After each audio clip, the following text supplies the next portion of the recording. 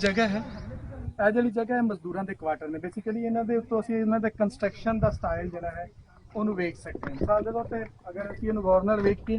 ਤੇ ਇਹ ਜਿਹੜੀ ਰਾਹ ਬਣਦਾ ਇਹ ਗਲੀ ਹੈ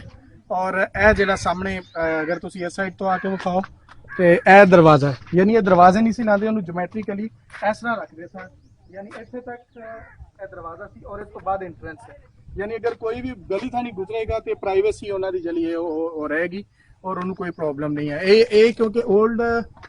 जिला